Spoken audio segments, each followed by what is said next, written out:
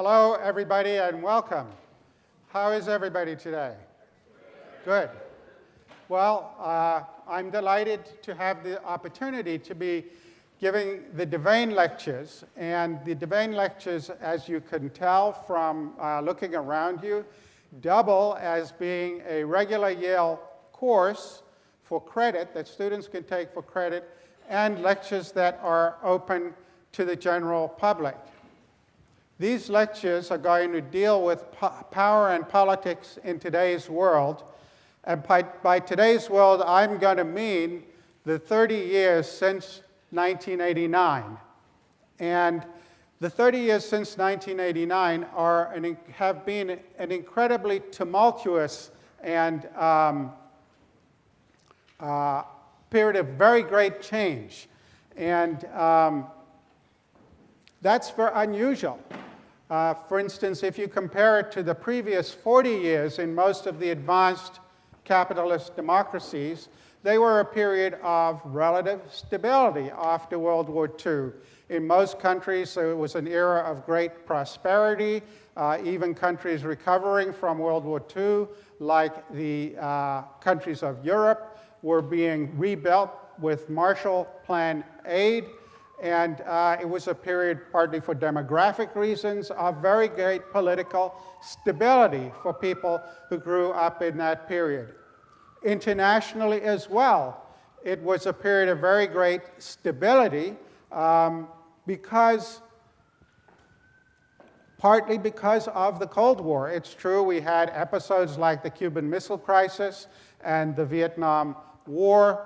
But as the Vietnam War indicates, most of the conflicts within the Cold War were played out, as you like, as proxy wars in other parts of the world. And so from the point of view of the citizens of the Western democracies, except for those who were actually fighting in Vietnam, it was a far-off war that didn't have a great impact on the stability of people's lives.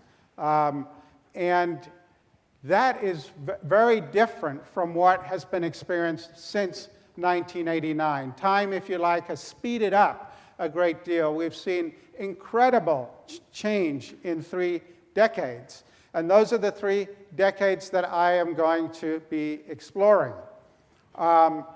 One pedagogical challenge that presents is that for some of us in this room, the last 3 decades are etched into our minds as like it was yesterday. We experienced them in real time. But there are many people in this room who were never born until long after that. And so for them, you know, whether it's the last 40 years or the last 60 years after the 40 years or the 60 years after World War II, it's all history. And so one of the first things I need to do, and I'm going to try and make this a regular practice during the course, is I need to take everybody back and to make people understand who weren't there what it was like, and then to remind people who've lived through it of things that they might have forgotten. So let's just go back to 1989 in Berlin. The Berlin Wall. Once it divided East from West, now on its way to becoming an artifact of history. This is the CBS Evening News. Dan Rather reporting tonight from in front of the Brandenburg Gate in Berlin, Germany. Good evening. These are the sights and sounds of the continuing celebration of Germans about the symbolic, not the literal, at least not yet, but the symbolic tearing down of the Berlin Wall. It's impossible to completely describe how deeply Germans feel about what's happened here. Now, East German border guards tonight were literally tearing down portions of the wall itself, not the whole wall, but portions of the wall, to make it easier for East Germans to come into West Berlin. And as the joyous hordes of Berliners were still streaming through the wall, the East German Communist government said they can come and go permanently. They can come into West Berlin, have a look, and then come back home again with no special documents required. What a day. What goes through your mind and heart? Well, of course, I look back to all those years of hardship for the families even more than for the country as a whole, and it's moving to see families getting together again. My feeling is that we are very close to an end of the artificial division of Berlin, and I also believe we are close to the point where the parts of Germany will come much closer together. This, of course, only within a reasonable European framework. Anyone know who that was? Willy Brandt, the former Chancellor of Germany, who actually would die a couple of years, 3 years after that. So he was one of the celebratory crowd at that time. So that might give you a little sense of the shock and the enthusiasm that people experienced in the latter days of 1989. This had been a period in which the Soviet Union was clearly losing its grip on Eastern Europe. It wasn't just Germany. Right across Eastern Europe, all through 1989, there had been these massive resistance movements developing, and the Soviet Union was losing. It was clearly not in a position to intervene in these countries, and they were shedding totalitarian control for the first time in decades. Of course, the great exception, which we will be talking about next week, was in China, where demonstrations in Tiananmen Square that June had come out meant a very different result. But in most of the world, after 1989, it seemed like democracy was on the march. We saw the democratization of all of the former Soviet Union bloc countries in Eastern Europe, even places like South Africa, which had been mired in a bitter conflict for decades, transitioned in the early 1990s to a multiracial democracy. The problems in Northern Ireland finally settled with the Good Friday Accords in 1997. Even Israel-Palestine, which had been one of the most intractable conflicts for decades and decades, seemed to be moving towards a resolution in the early 1990s. There were the Oslo Accords. The PLO and the Israeli government were negotiating a settlement. Anyone who was in Israel or the West Bank at that time anticipated that there was going to be a settlement until the assassination of one of the key protagonists, Yitzhak Rabin, in November of 1995. But that would lead to an unraveling of that potential settlement. But in the early 1990s, it's really, I think, difficult to overstate the enthusiasm for change. This is the period when, Francis Fukuyama was talking about the end of history, by which he meant that liberal democracy was sweeping the world. In fact, at the turn of the 21st century, we finally went from a world in which most countries in the world were not democracies by most standard measures, to a world in which most countries were democracies by most standard measures. So it's not surprising that one would have had the kind of enthusiasm that Fukuyama had at that time, and that was almost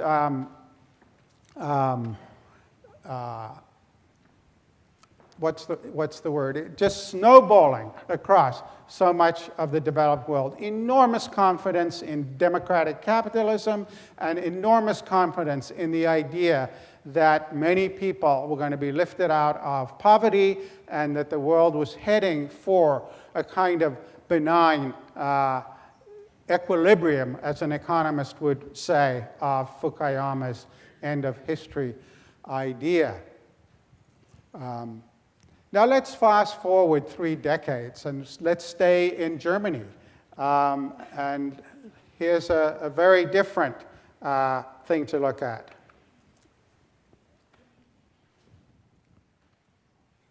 Die AfD 13%.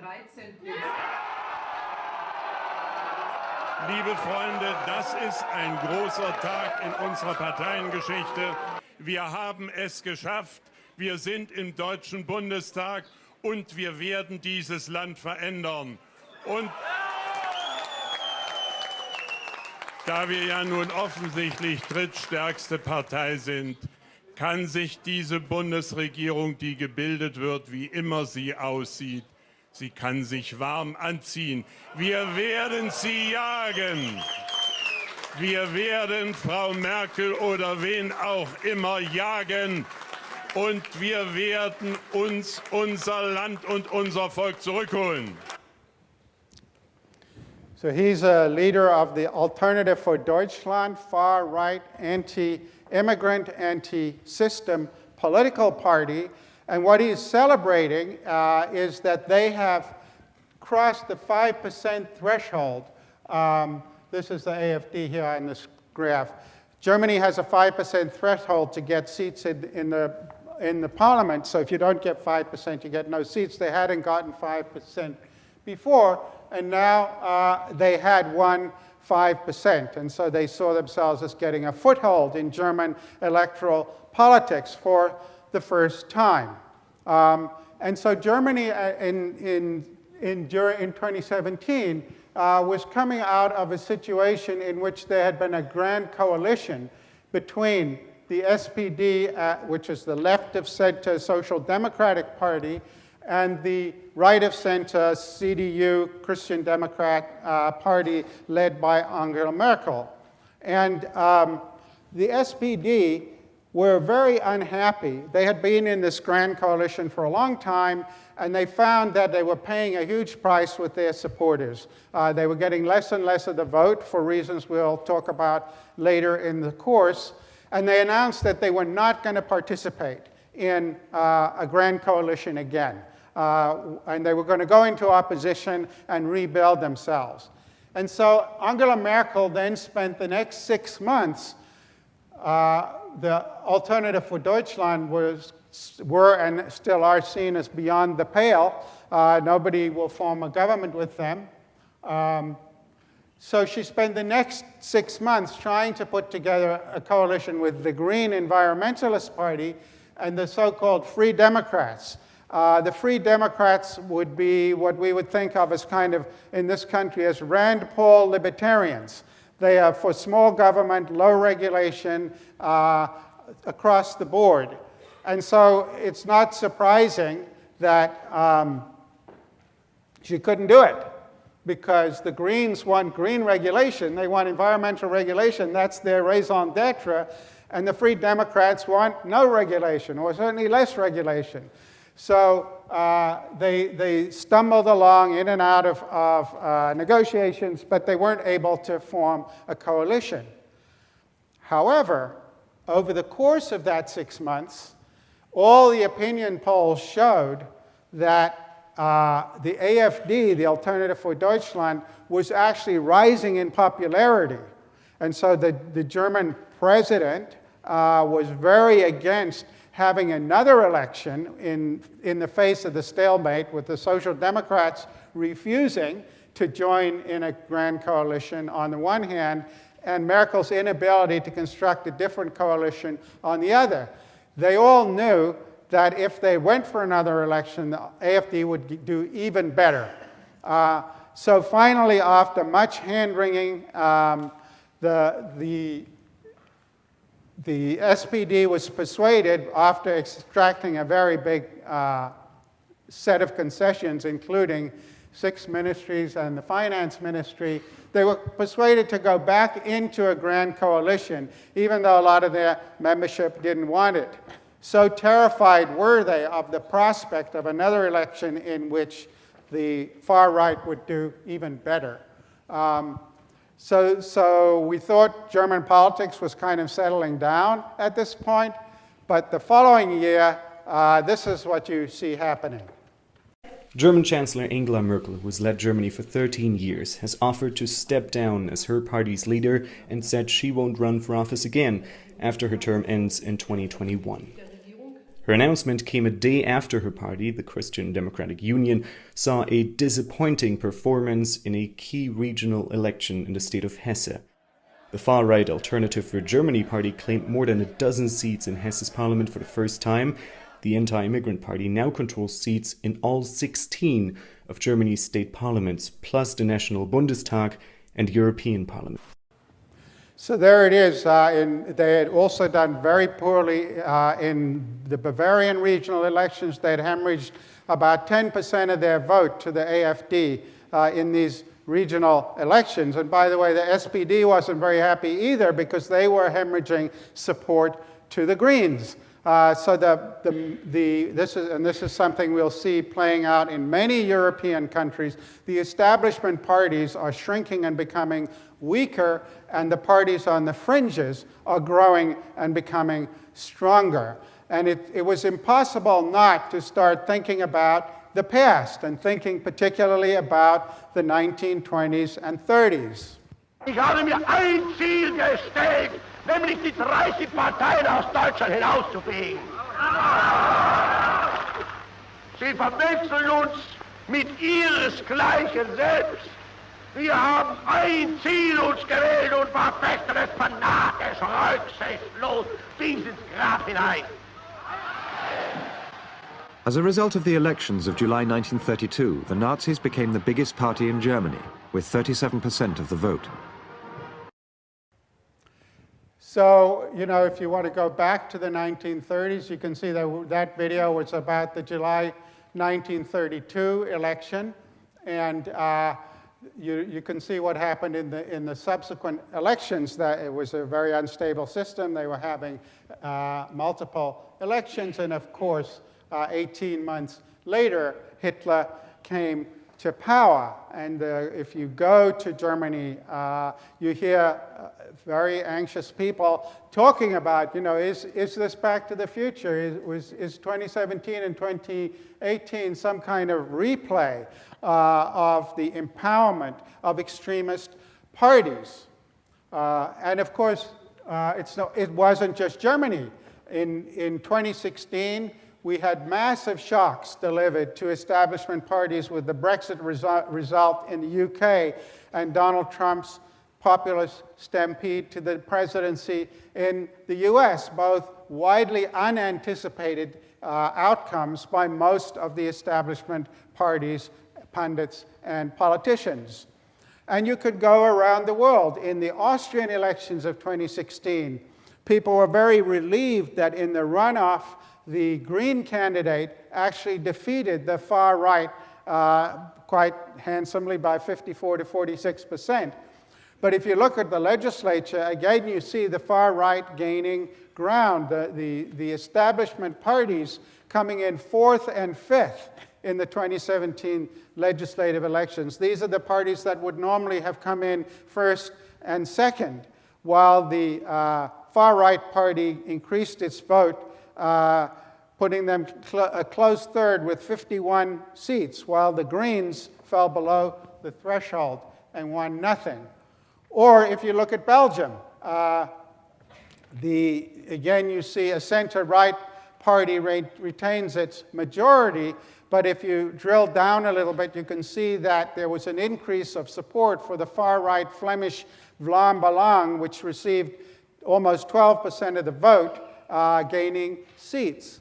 If you look at Italy, you can see the center-left party ceding power to the center-right, but many of the votes for the center-right party are coming from the League, so-called, again, a far right-wing populist party, which ends up with 125 seats and 17% of the population, popular vote, a gain of 109 seats. And I could put up another 7 or 8 or 9 slides of different countries that basically tell the same stories in country after country across Europe, both Eastern Europe and Western Europe, including countries that we thought of as bastions of civil social democratic stability like Sweden. You see these far-right parties doing well. Turkey, Latin America, elsewhere, where anti-establishment parties that sometimes also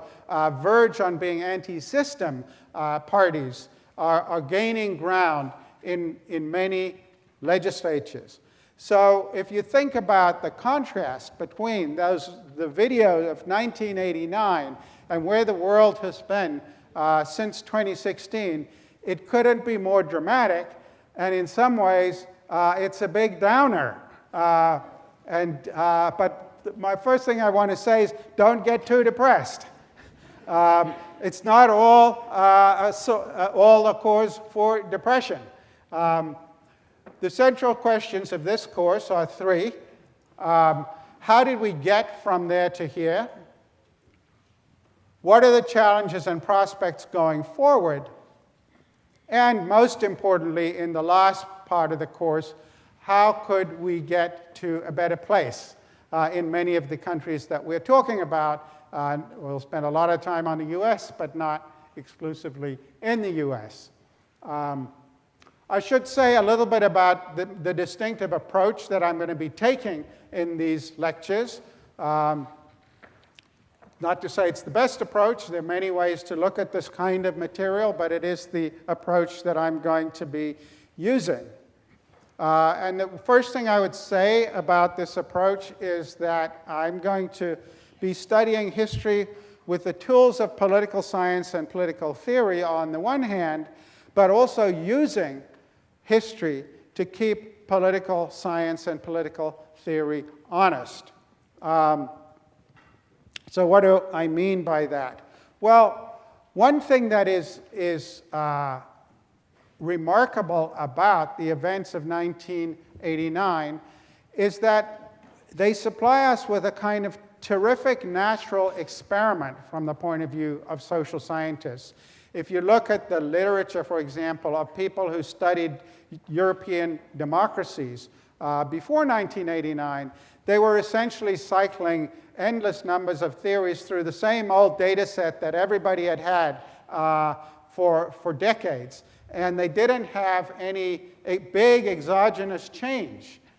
1989 is a big shock to the system. And suddenly we have, for instance, in Western Europe, in Eastern Europe, the addition of a whole lot of new parliamentary democracies. And so that creates possibilities of thinking about long-established conventional wisdom, testing theories that against new data, which is the gold standard for social science, rather than testing theories on data out of which the theories had been developed, which tend to result in what statisticians call just so stories, sort of fitting the curve to the data. Suddenly we have all this new data coming along in real time. And so if you think about, and we're going to talk some about some of the standard theories in political science, like modernization theory, which is a theory about how as economies modify, certain kinds of political changes become more likely. It was long held that modernization produces democracy. There were many variants of modernization theory, and we will talk about some of the differences among them. But now we have new data on whether modernizing economies will produce democracy. It has long been conventional wisdom that democratic systems are incompatible with state-run economies. If we look at what's happened since 1989, we've gone to market economies in some of the post-communist systems, but others, like China and Vietnam, have become state capitalist systems of a certain kind while retaining non-democratic politics. So we'll have cause to think about theories of that general sort. There's been a lot of conventional wisdom about the conditions for stable democracy that suddenly can be put to the test on a whole slew of new democracies. Is it all the economy stupid? Or do beliefs of citizens matter? And what kinds of beliefs matter? And what about the beliefs of elites?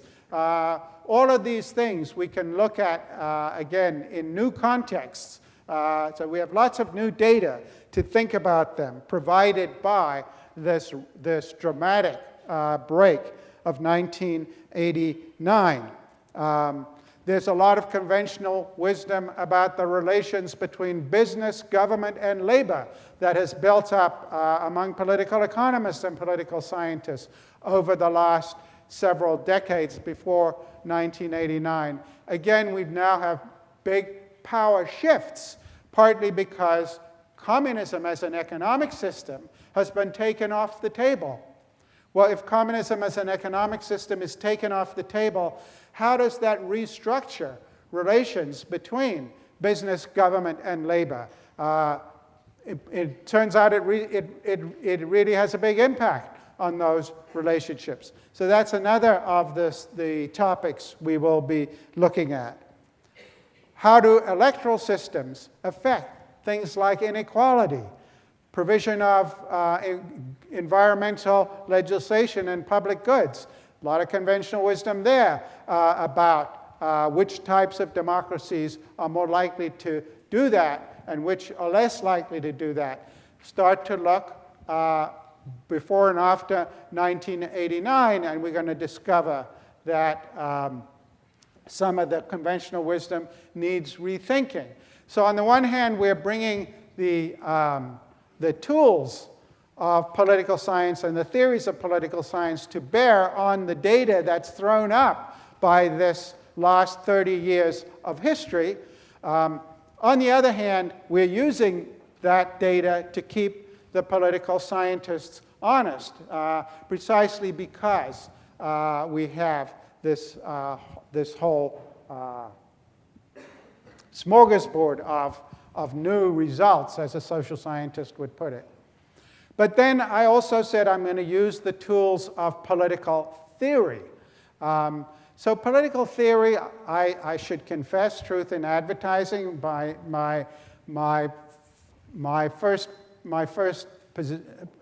profession, to the extent it is a profession, is I'm a political theorist. I cut my teeth in the world of political philosophy, in normative things about what should happen, how the world should be organized, rather than empirical work on how it is organized.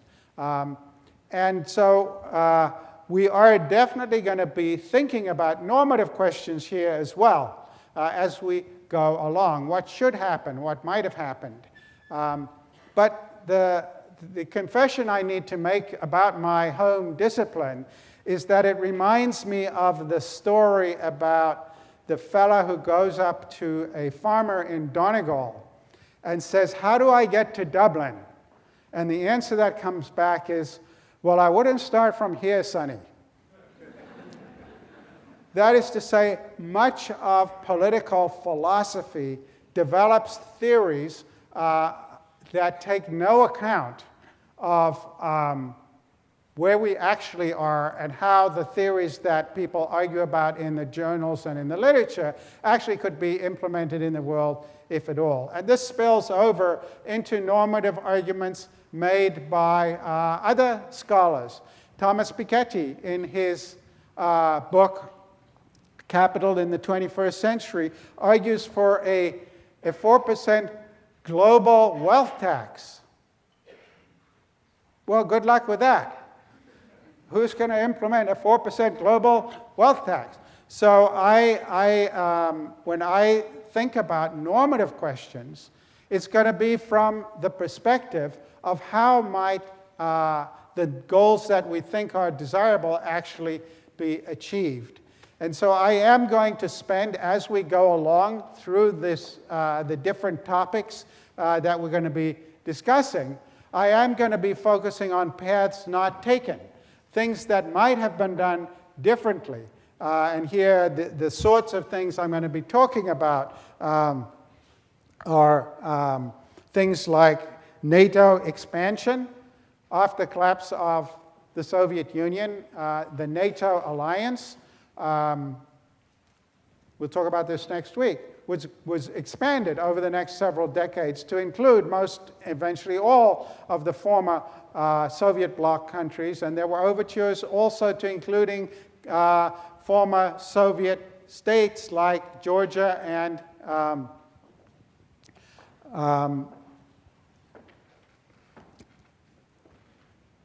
several others. I'll talk about this. Ukraine. Georgia and Ukraine were both talking about joining NATO. That's part of the reason the Soviet Union invaded Ukraine. So we will talk about whether there was a path not taken at that time. French President Francois Mitterrand thought that NATO should be shut down at the end of the Cold War. It was a defensive alliance that had lost its purpose. How realistic was that? How might the world have been different had that happened? We're going to be talking about the global war on terror, ushered in after 9/11, when we invaded first Afghanistan and then Iraq. Was there another path that would have been politically viable, that would have led the world in a different direction? We will talk about the response to the financial crisis of 2008 and 2009. Again, were there possibilities that were ignored or overlooked that might have been both politically feasible and more effective in the sense of policy? And so that brings me to underscore the third feature of the approach that I'm going to take in this course, which is when you look at people who talk about public policy, it tends either to be policy wonks who just go on about what would be the best policy, or political scientists who talk about why some policies get adopted in some systems and not in other systems. But there's very little discussion of what is the effective political way of achieving a good policy, or the effective political way of blocking a bad policy. And so when I talk about innovations in the last part of the course, it's very much going to be in a way that marries considerations of politics to considerations of good public policy. That is the flavor of what we're going to be doing here. And as I said, it's not the only way one might study these materials, but it's the way that we're going to be doing it in this course. Let me talk a little bit about the shape of the course. It falls into 5 sections. The first one is going to, starting on Monday, deal with the collapse of communism and its aftermath. There we're going to look at collapse of communism in Eastern Europe, in Russia, in China, and in Vietnam, although I will talk about some other countries along the way. We're going to talk about the rise of a unipolar world. Until 1989, we had a bipolar world in which there was, as I said, a lot of actual stability that came about as a byproduct of the Cold War, at least among the major powers, even if they maintained their stability partly by acting out their conflicts in proxy wars in Asia, Africa, and Latin America. But by and large, the great powers were, the nuclear standoff worked, and we didn't have a major conflict between them. Now we have gone to a unipolar world dominated by a single power after 1989. How does that restructure politics and the possibilities for politics? That will be also part of our concern. And then I'm going to talk about the politics of the economics, what I'm going to call the rise of neoliberalism at home and the Washington consensus abroad. And this is basically, it comes to exist because of the collapse of an alternative to capitalism, the disappearance of communism as a viable political system, as a viable economic system.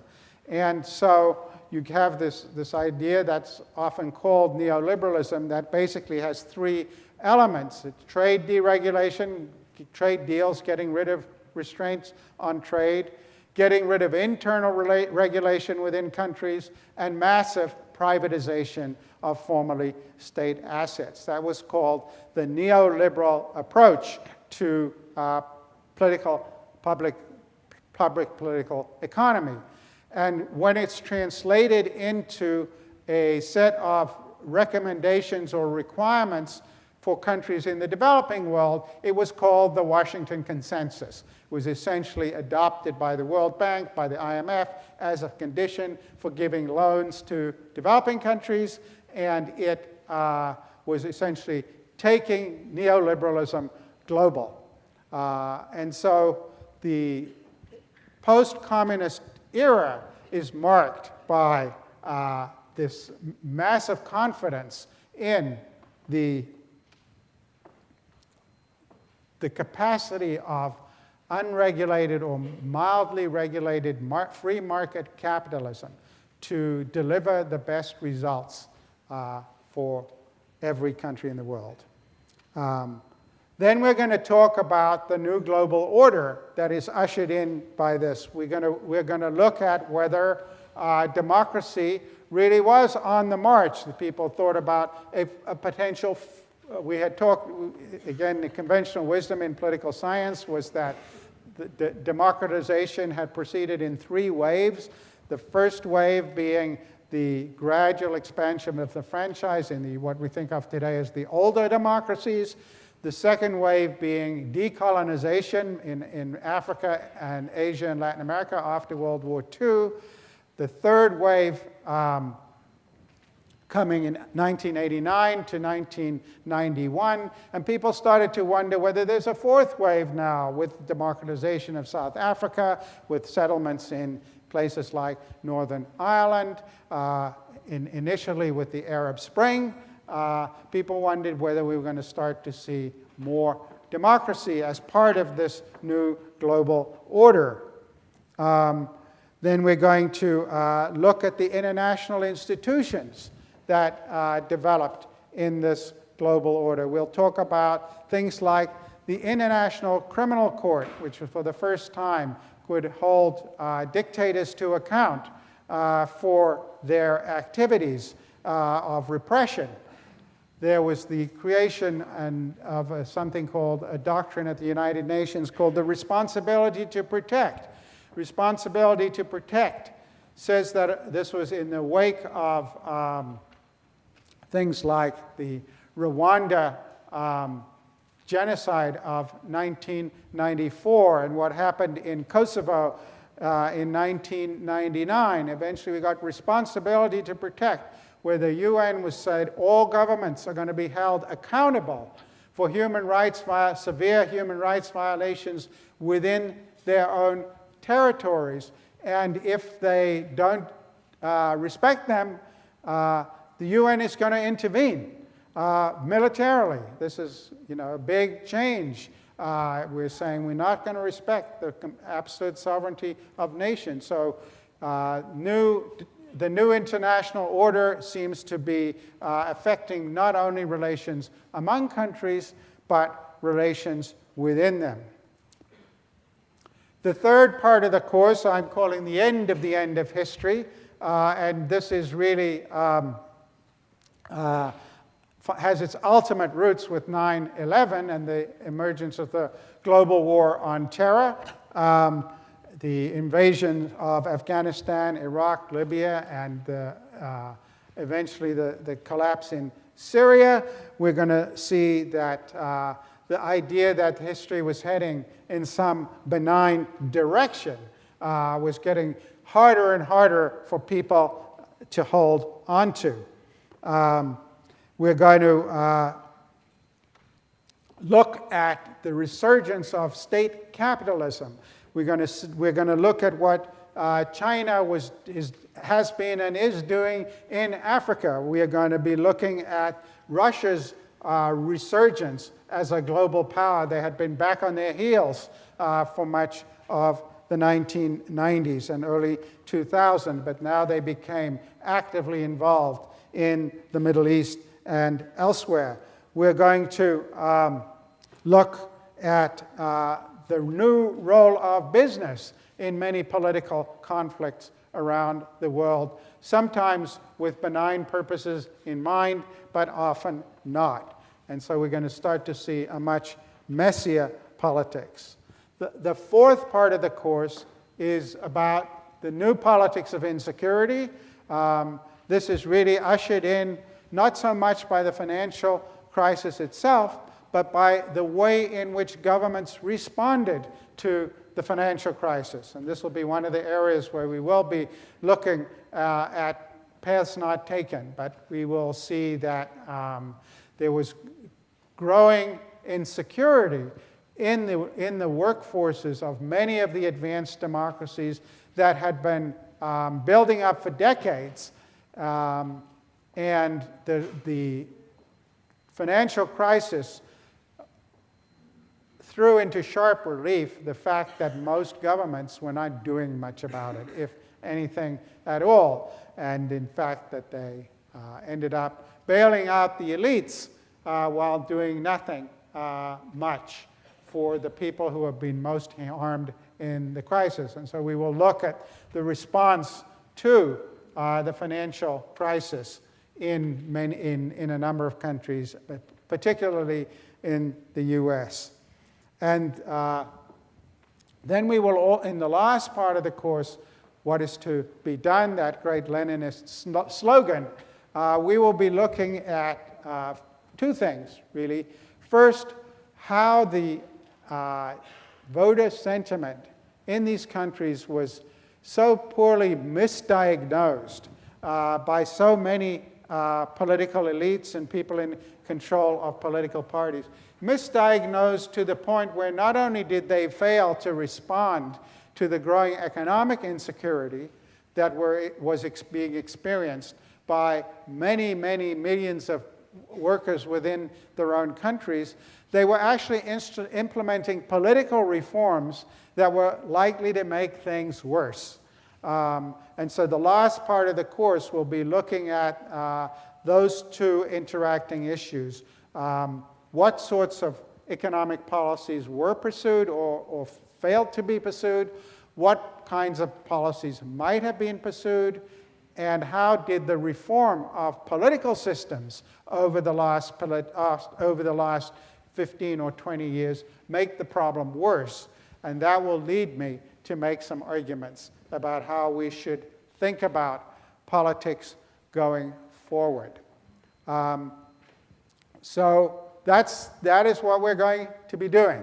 It's a big menu. We have 26, now soon to be 25 lectures in which to explore it. I'm going to, before breaking today, I'm going to talk about a few logistical matters. One is that I have been asked to announce, but you can see for yourself, that the Office of Public Affairs is taking pictures, and these lectures are going to be videotaped. And this will include, we will have microphones so we can have questions from the floor and interaction. But you should know that this is all being tape recorded. And so anything you say can be taken down and used in evidence against you. So a couple of other logistical things. One is I want to introduce Christina Seyfried. Christina. She's the head teaching fellow for the course. She will be overseeing the grading of students who are taking the course for credit. And she will also be working with me in running office hours for people from the community, which we're both going to be doing. I'll say a little bit more about that in a minute. But you will see more of Christina as we go along. Office hours. I'm going to be having office hours in Rosencrantz room 201 from 10 to 12 on Wednesdays and Fridays. The presumption there is that from 10 to 12, Yale students have priority. These are walk-in office hours, not by appointment. And on 10 to 12 on Fridays, people from the community have priority. but who knows if anyone will show up. But that's the way it'll work. 201 Rosencrantz Hall, which is right opposite the new colleges up the street. Christina's going to have office hours for people from the community on Thursdays from 5 to 7 at a place yet to be announced. And one thing we're going to do, the office hours are not just going to vanish into the ether. Christina and I are going to film 5 sessions over the course of the semester where she and I will discuss what's come up in the office hours, and we will post that on the course website. I do this with my Coursera course, and it proves to be quite helpful. So we will get questions that have come up in the office hours, both in our office hours and in office hours between the students and the teaching fellows that they will be participating as well, and we will publish those videos of the office hours on the course website. Access to reading. Anyone who has a Yale ID can get almost all of the readings on Canvas. There's a few, I think 3 of the books we're using too much for copyright reasons to put them on Canvas, but they're all in the library for anyone who doesn't want to buy any.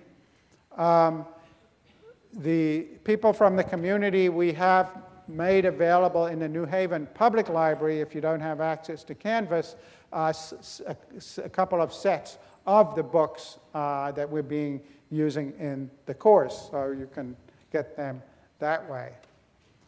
The students who are taking the course for credit, the official exam is the last afternoon of the last day of exams, which I'm sure some of you have already bought plane tickets that are inconsistent with that. So actually, we're going to have 2 alternate exams, one on December 11th, and this is primarily to accommodate SOM students because of the timing of the SOM elective exam period. And that exam will, if we can arrange it, be held at SOM. And then others can take it then as well if they want. And then there'll be another alternate exam on Friday the 13th. So there'll be different times at which people can take the exam. Policy here will be no laptops, no screens, no iPhones. I came to this policy a couple of years ago. It definitely works better. It's just too tempting to be doing that Amazon shopping for your grandmother's birthday present that you forgot about. And it's very distracting, not only for the people around you, but it's also distracting for me to teach. We will post the slides on Canvas and on the course webpage after the lectures, so people will have access to the slides. What you'll find is if you go and you look at the slides on Canvas, they'll look like they've been turned into a PDF, and the video will not play. If you want to play the video, you have to download the slides, and then it will regurgitate as playable video. So it is possible to play the video. Yeah, so no laptops, no screens, no phones, and everything I put up here will be available to you, so you don't have to take copious notes of what appears on slides. Comments, questions?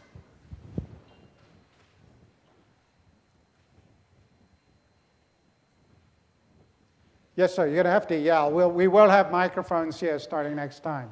If you're a participant from the community, how can you log on to Canvas? You can't. So that's why we put a set of the readings in the New Haven Library. And the reason for it, it's not just Yale being mean. It turns out there are two sets of copyright rules. So if you are just if you're photocopying chapters from a book, you're allowed to take up to 10% of the book. Otherwise, you have to buy the book if you're using it. But universities, for their students, have a more permissive rule. So we can take more than 10% from a book. I've forgotten what the exact number is, but it's much more than 10%. We can take more than 10% from a book and put it up on Canvas if it's only available to Yale students. But if we made them available to the general public, Yale would be violating copyright laws. So that's why we have bought 2 complete sets of the books and put them in the New Haven Public Library, from which we have been Xeroxing most of this stuff. So you should be able to get the vast majority of the readings if you want to go down there and get them.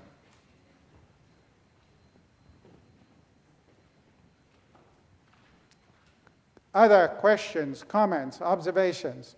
If there's a question in your mind, it's probably in the mind of 30 other people, so they'll be grateful if you ask it. Yeah, you just have to yell.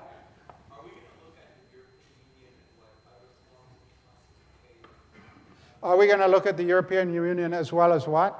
As well as, its current form and what other forms it can take, maybe a state project, more centralized. That's something we're going to look at as well. We're certainly going to look at the growth of the European Union and the expansion of the European Union since, in fact, we're going to talk about it next class. We're going to look at the expansion of the European Union since the Cold War. I'll talk very briefly about the early, but this course is really post-1989. It is not, we've just hired David Eggerman and Arnie Vestad, who are both Cold War historians, who are going to be teaching courses on the Cold War. So if you really want to deal with the post-war Europe from or interwar Europe to the end of the Cold War, these are the guys who are going to be teaching that stuff going forward in Yale College. So I'm very consciously not doing that. I will talk about the way in which the European Union was formed, which has had a lot to do with its current troubles, but mostly I'm going to focus on since 1989. Yeah? Pardon? There are no sections in this course. This is why we have an hour and a quarter lecture rather than a 50-minute lecture. Yeah? The topics for the papers will be posted 2 weeks before the papers are due. And we will give I should say a couple of things about that. This is not a research course, so you can write a first-rate paper based on reading the material on this syllabus. You're not expected to go beyond the syllabus. And we will post 2 weeks before the papers are due a list of topics and it will be there will be very significant amount of choice on it. So we'll probably give you 4 or 5 possible topics to write about. Yes, sir? What is the expectation for graduate students? The same course requirements, 2 papers and a final exam. Yeah. Yes, sir? Is there a limit for students to join? Pardon? Is there a limit for students to join the class? No, there's no limit. This is an uncapped course. I'm hoping we can stay in this room. It looks like it. Numbers tend to go down rather than up during shopping period. Yeah, no, it's not a capped course. Yeah. In terms of interactions, will those be towards the end of the lecture? Asking questions, and will that be at the end of the lecture? People have taken courses with me before know that I have a pretty interactive lecturing style. So yes, there will be microphones and there will be questions I'm not planning to talk for an hour and a quarter every Tuesday and Thursday. So there will be significant amount of interaction. Yeah. Yes, sir. Yeah, we currently, I believe, have 6, in addition to Christina's teaching fellows, all of whom will be holding office hours. And so they'll be available, and you will be able to go and talk to them about what's come up in the class, about your papers, and so on. And the conversations you have with those teaching fellows, we will also address then in the videotaped office hours that we post. Okay. So, any other questions, comments, reactions? So, on Tuesday, we're going to talk about the collapse of the Soviet Union from Soviet communism to Russian gangster capitalism. I will see you then.